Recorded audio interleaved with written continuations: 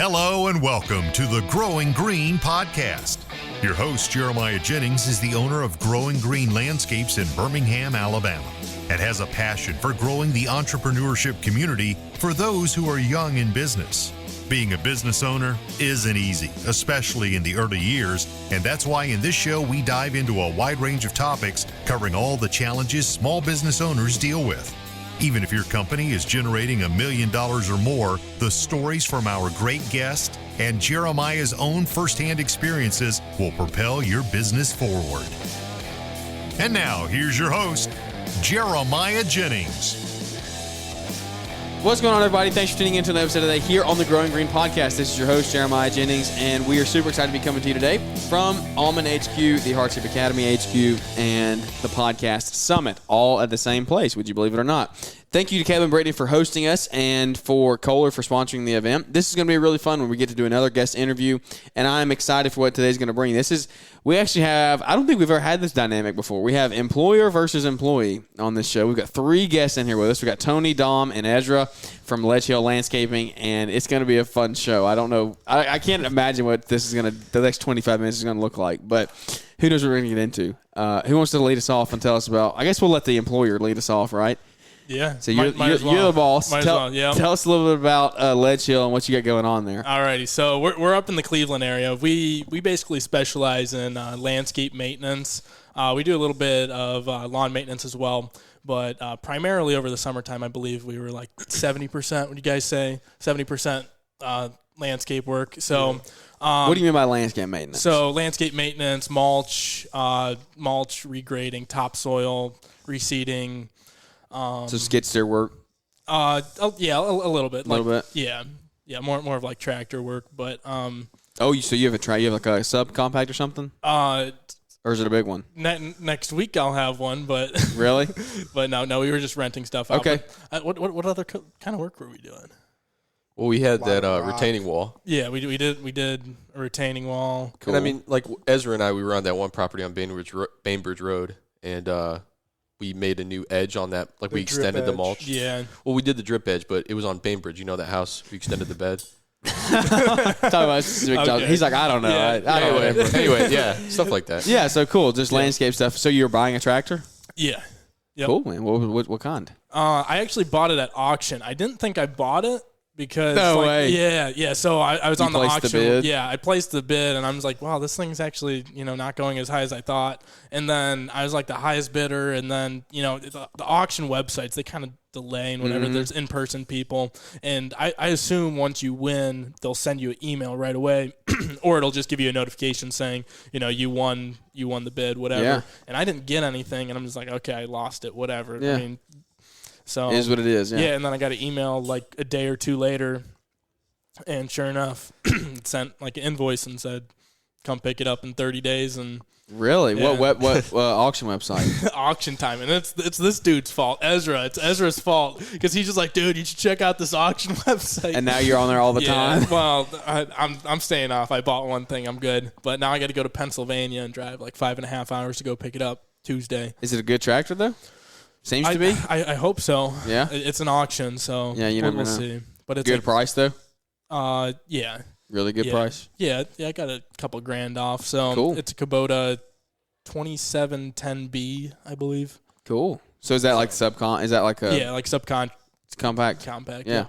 Those are great options. I think I'm looking to get something like that this year, hopefully, and that's kind of the route I'm looking. Like I almost would rather have that than a skid steer in like this type of business. That's exactly what I said. Like Ezra here, he really likes skid steers, and I'm sure Tony Roney says too. But also we call him Tony Roney. His real name's Anthony, but it kind of just stuck. It's stuck. He said it one time, and now everyone calls him that. Like 5 years later, we're still calling him Tony Roney. So I really prefer it. Yeah, well, because when you're doing like landscape maintenance, you're on people's yards, and like you can drive a subcompact anywhere you want. You're not going to tear up turf for the most part. Yep. That's why I wanted one. I mean, I know CMG Landscape. He's on Instagram. I know he has one in his business. He's got a pretty large business, and that's what he's used to get. He started growing with that. What does your guys look like? I mean, Ezra, Tony, Roney. Yep. What do y'all do? What are y'all's roles in the company? anything he tells me to, honestly. Like, I'm there. I'll make it happen. So if you need something done, I'm just doing it. So Cool. Yeah, it depends, too. Like, for the first half of the summer, I was doing landscape work with Ezra and, like, a couple other guys, whoever could work that day or that week. And then we would rotate. Like, I would do lawn maintenance with Dom.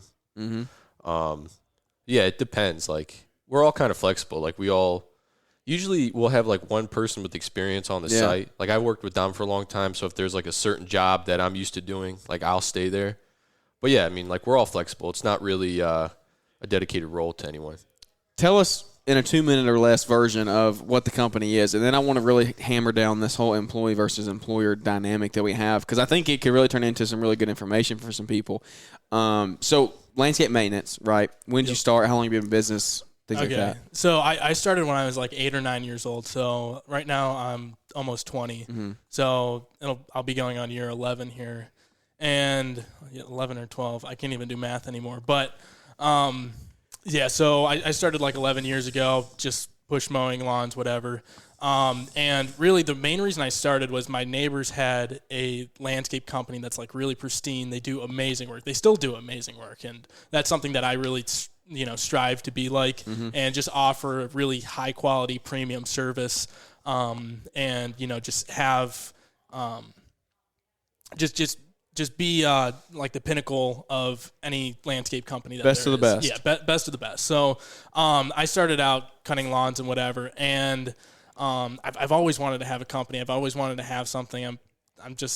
I always have to be doing something. So I decided I wanted to create this, and just working my way up throughout the years, and it's really kind of just transformed to this thing over the years, and I don't know. It's just been a process. Yeah. That's what it sounds like. It's been a process. Yeah, pretty much. Like it's like you blink, and the next thing you know, here you are. Yeah. It doesn't happen overnight, though. No. Right? No, I mean, not at overnight success 11 years later is what everybody says, right? Yeah.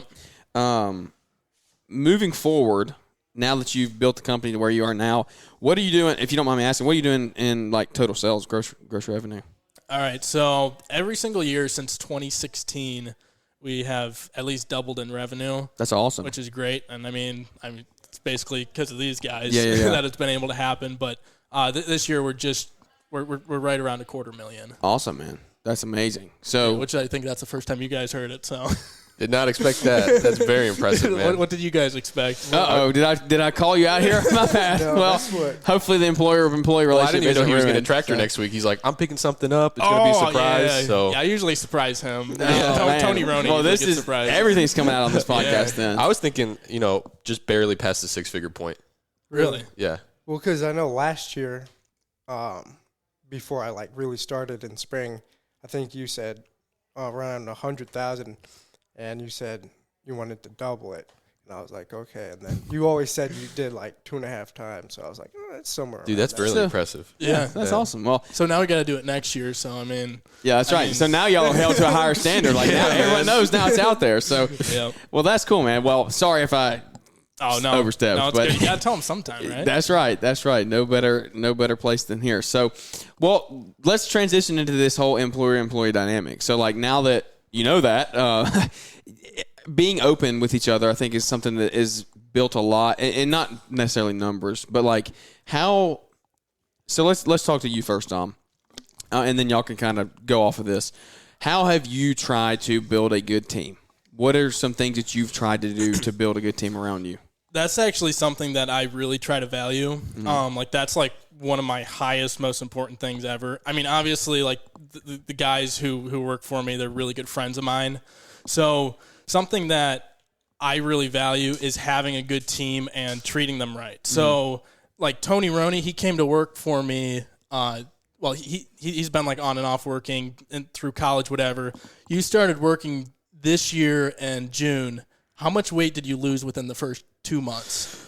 Because you weren't in a good place, right? No, yeah, I've been struggling with my weight my whole life, but I started off my heaviest. I got to 290. Wow. I had an internship. I was behind my computer the whole time. It was tough, man. What's your internship? Like, what's your major in college? Cybersecurity. Yeah, you're doing landscaping.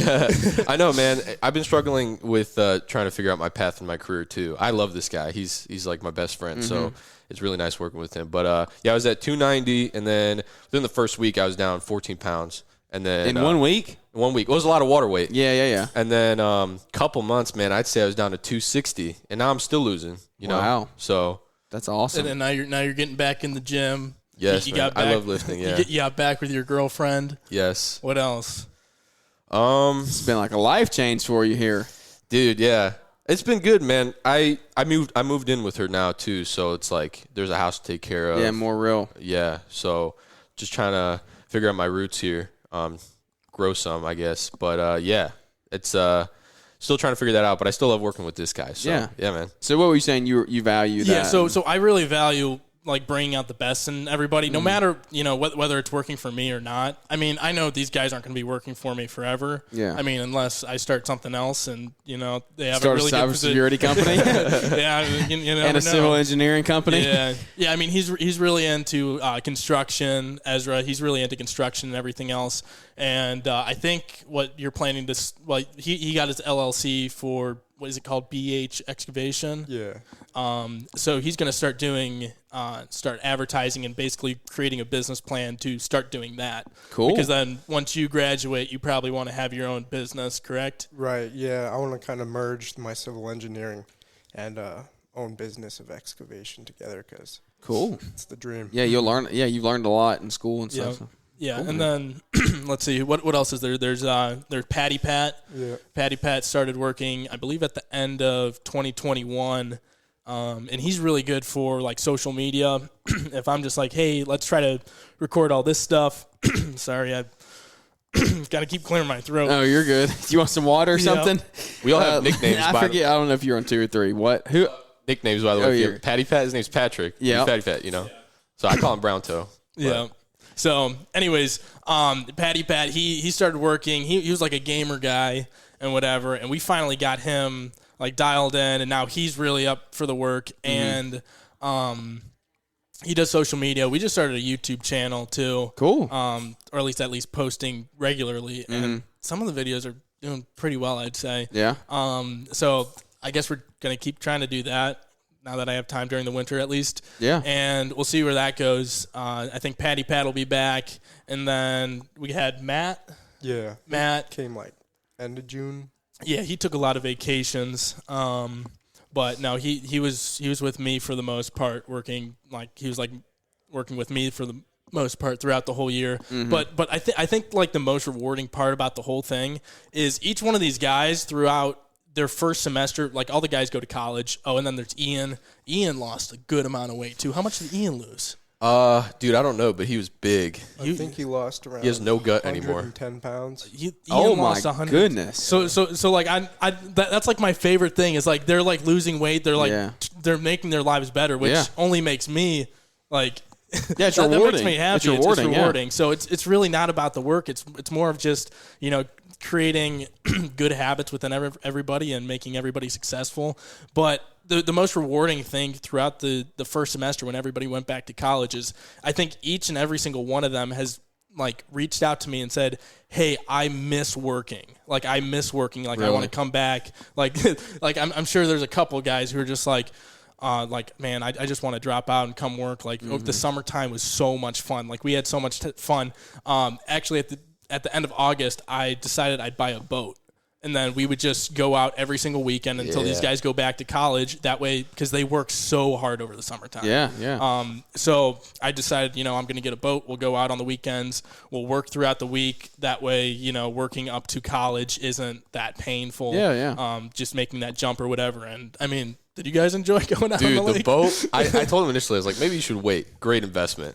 Every weekend we were out, that it was fun. I wouldn't really call it an investment. Yeah, more of a liability, but I don't know, though. There's a way. I mean, technically on paper it's a liability, but is it an investment? It's an investment into your team. Yeah, into my team, Like, which that's also, really valuable to me. Yeah. So let's transition to the employee point of view. Either one of you can take this however you want to. What is the things that he's put in place as an employer? How has that been received as employees between y'all two and everyone else you work with? how have those things been received? And then do you think that's a reason why y'all enjoy working there, plus all your other two people work there too? You want to go first? Sure. Honestly, I think he just makes it so it's not even like work. I just feel like I'm waking up and going to like hang out with friends and complete a project more so. And well, most of the time I didn't really see him. Through the summer, I was off. I focused more on landscape work, and which is all the more like reason of like why you build a good team, because like y'all could be good friends, but then he needs you to go do something with other guys. Right. Yeah. Well, then you have to have a whole team there, and then your whole unit has to be one. We played a basketball team in high school, and their slogan for their warm-up jerseys and their everything said one unit. Like one unit. Like you are one, your team is one. And I think that's crucial as you get to grow a business. And because without there's different dynamics here. There's the employer, the employee. Without both of you working together, the business doesn't grow. Right. Y'all don't have any jobs for the summer. You don't have a job. You don't have a career. Like Ledgehill is helping y'all step into your next stage of life. So it's crazy. Like, it's awesome. It's a really cool dynamic that we have That's going another here. thing that I really like, how that all kind of like flowed together, because I knew Ezra wanted to start doing excavation work. So I said, I mean, he was in like the management. He basically had his own business for the most part, because there's, multiple projects where I didn't even show up to the properties. We just did them. Yeah. And then you just knew how to do it. Yeah. And like Ezra was, he was right there the whole time. So he basically like ran his own like mini business through me. Yeah. And which is great, because that's how you learn. Yeah. Hopefully that was a good experience, like working with guys. I enjoyed it. And then there's like I went on vacation and you took care, and obviously there's some guys you want to work with and some people you don't. Did you do the retaining walls? I'm assuming, since you're a civil engineer. Yeah. He's certified too with CAT. Oh, awesome, man. Yeah, OSHA, all of it. Yeah, no, I loved that project. Was probably my favorite. Yeah. Because was it big? Was it a pretty big one? No. Nothing too huge, but it's a good entry level though, right? Oh yeah. It's a good way to start. I learned a lot. Yeah. It's concrete saws. Fun time. Yeah. Fun time. Yeah. Did you get a dustless? Nope. No. The water didn't work either. So you were not OSHA compliant for that one then. Well, we had water. Yeah. It just had to be in a bottle. Yeah, that's right. So you did take the steps necessary. That's cool to hear. All right, Tony, Roney. I think culture is a huge thing. People talk about it nowadays all the time, but like I started off being his friend first. Yeah. And I developed that relationship with him, and then it started to become work. And I think that's a huge thing, because all our personalities work together. We're all different in a way, but we all have, the same jokes. We have the same kind of camaraderie. And you're right. Like, you're one unit. You're one team, so you have to get along. I think that was a huge part of it. And just the trust he puts in us. Like, he does not micromanage. So would you say that's huge from an employee? Oh, huge. Yeah. Because let me tell you, man, like, I never drove a trailer. I played a video game with a trailer, so I learned how to back it up and drive it. Yeah. Okay. But when I went to go work with him, he's like, hey, you guys got to go pick this trailer up, pick the tractor up, and then meet me back. And I'm like, I was driving with Ezra. I was like, dude, this is my first time driving with a trailer. And, like, it felt natural, but it's just the fact that he'll send us somewhere and he'll put faith in us that we will get the job done properly.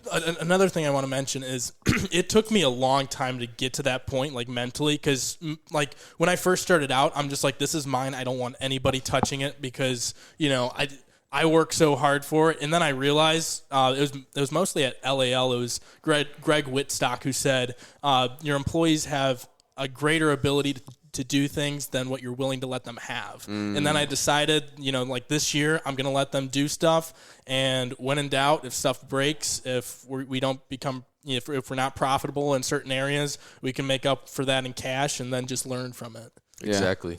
Yeah, it's the micromanaging part kind of falls into the lack of it, which is good, is like when we go to lunch, like we're not in a rush. He's like, we decide when we go to lunch. It's not a set time. We're like, hey, let's finish this project and either go at noon or we'll go at 4:00, whatever we feel like. And by giving us that flexibility, we enjoy our time, and then we want to bust our butt even harder because we're we care for the guy. You know what I mean? It's that you develop that relationship and you want to work hard. No one's forcing you to.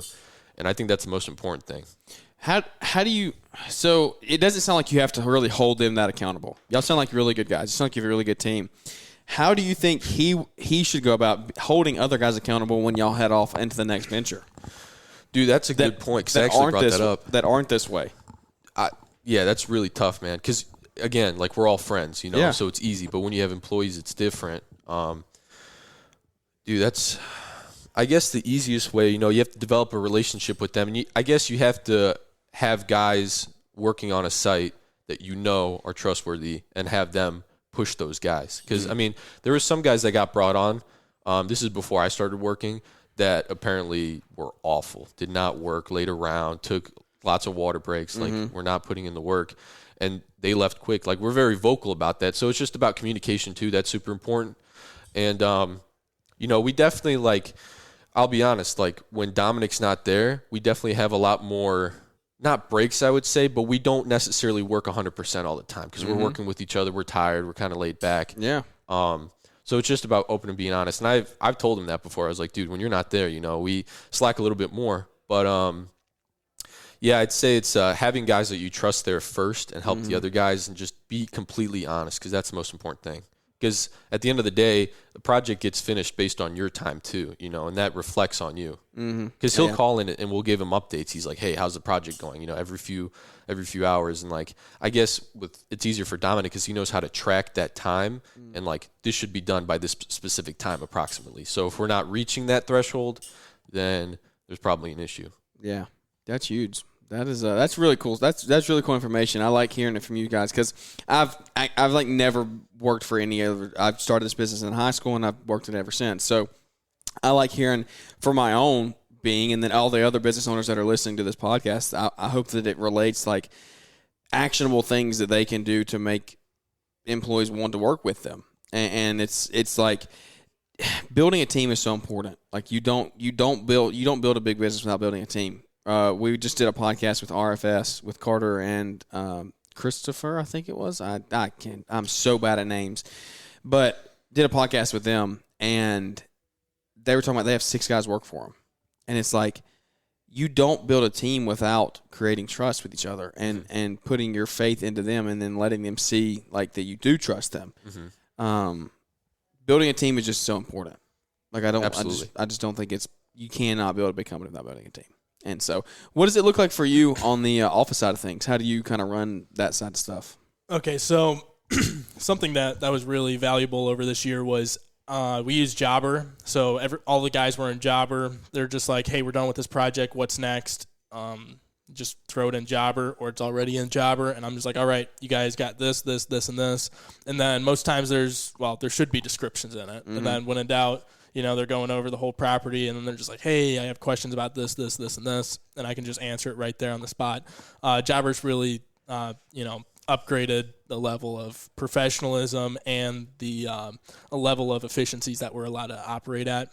So that's really key. So it's helped between employer and employee communication. Yeah, and then like clocking in, clocking out. Just like the GPS location of where they clock in, where they clock out. What else does it help? Honestly, I think it's more about efficiency with the descriptions because it saves a lot of time. Because you tell us the projects beforehand, but you know I don't usually. When you can sit there and read it and then look at it, and I can go back to it too and be like, oh, we need this. And Or take your own notes too. Like one time I met up with you in the morning and he's like, okay, we have this laundry list of things to do. What do you think the most efficient way is? So it's that collaboration too. Like he puts that trust in us to be like, hey, like let's get this done first. And then when you talk, you have like that extra 30 minutes. You don't even need to necessarily put it in Jobber. Like I know what to do. I have that visual representation for me. Yeah. That's good. What is y'all's favorite part of working together? Like what is your favorite? What do you like about it the most? 100% the hardest projects when you do it together. Those are the best to look back on. Like those big projects that you just bust your butt for all week and you guys accomplish it. And that's my favorite thing to look back on. What about you? I like the visual change of when everybody is doing something on the project and you come back like a week later and it's a completely different Yeah, it looks scene. totally different, yeah. Do y'all do like irrigation and stuff? No, we don't. We don't do any irrigation. Okay. Sod? No.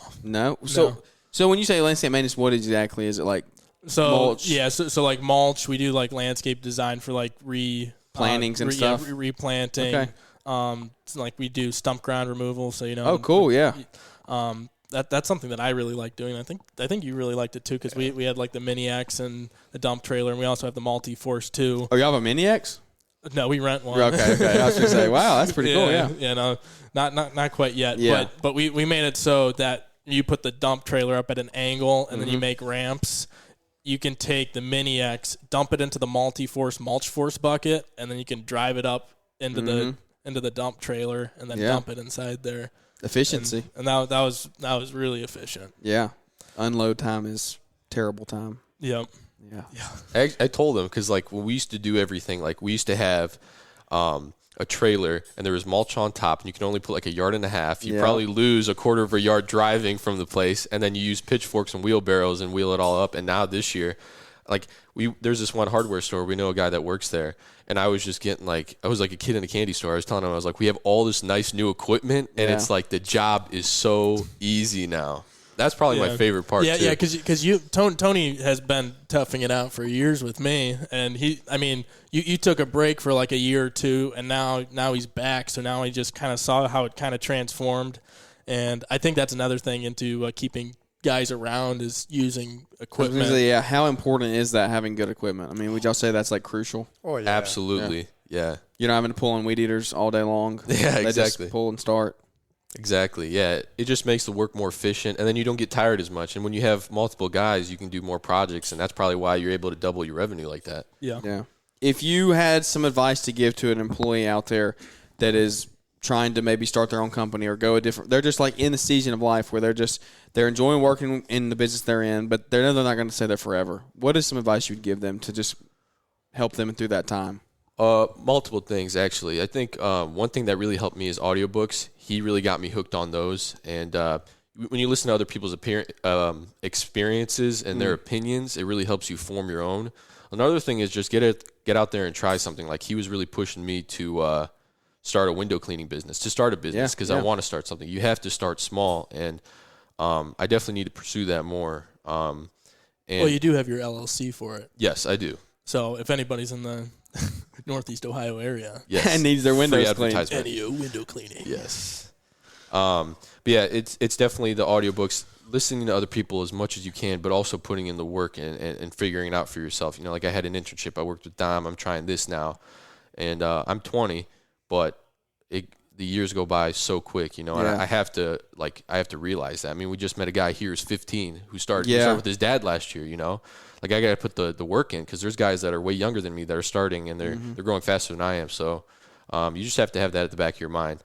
But yeah, definitely try new things out, and make sure you don't slack on who you are and like your personality and everything like that. And I know that may sound different, but it's like when I was at my internship, for example, it's like I felt like the odd one out. You know, you cannot feel that way when you work. And when you build something, you have to make sure that you don't feel that way. All the guys feel, or whoever you're working with, feel as one. Yeah. There's that same culture. Yeah.